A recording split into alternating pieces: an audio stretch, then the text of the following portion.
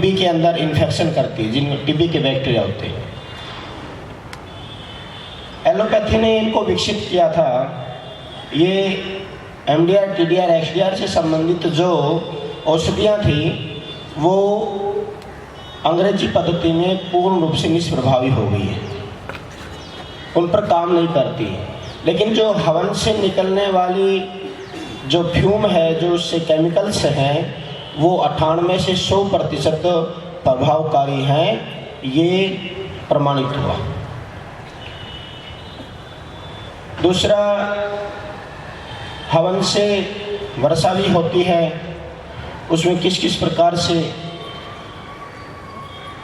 Chemicals बनते हैं, वो किस प्रकार से जमते हैं, ये भी एक बहुत अच्छे ढंग से प्रमाणित हुआ।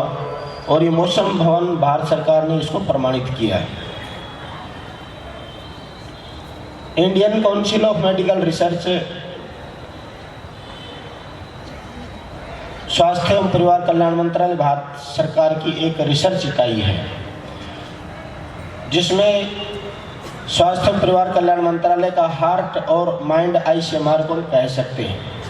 जब आईसीएमआर में जब मैं इसको लेकर के गया तो सभी अनुसंधान करने वाले या जो वहाँ के सीनियर साइंटिस्ट थे, उन्होंने विरोध किया कि इसमें पॉल्यूशन होता है, इसमें कुछ नहीं होने वाला।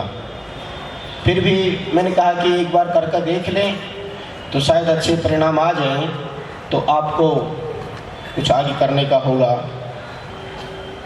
आपको बताऊं, उन्होंने इसके लिए 40 लाख 70 लाख और अतिरिक्त पैसे दिए।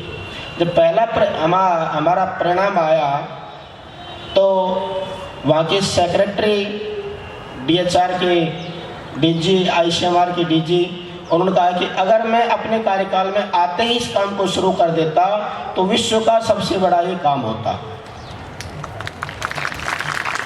और उसी के कार्यकाल में काम भी हुआ, लेकिन वो रिटायर हो गए जल्दी।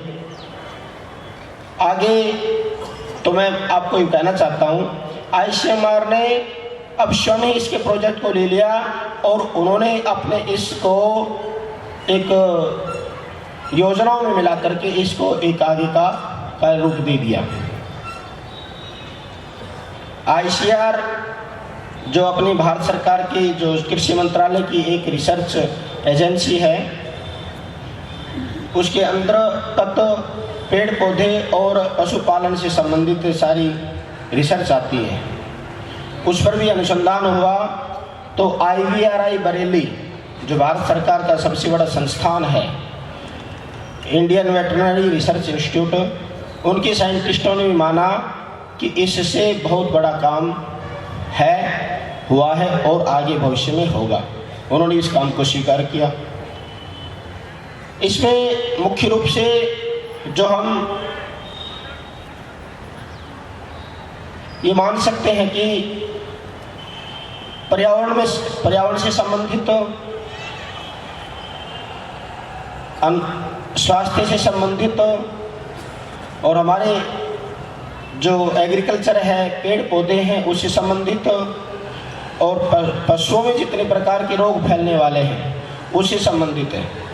और इसके साथ और भी बता देता हूँ, जब जापान की फुकुशिमा में जब वो रेडिएशन का, न्यूक्लियर रेडिएशन का जब वो तूफान आया था, भूकंप आया था, उस समय में जो एक ये घटना घटी थी, तो उस समय राजस्थान विश्वविद्यालय में बहुत बड़ी एक हलचल मची थी। MNIT में भी वो पूरे देश में चली थी, तो कि इसको कैसे रोका जा सकता है। तो उस समय मेरे मन में विचार आया था कि यज्ञ के माध्यम से इस पर काम किया जाए।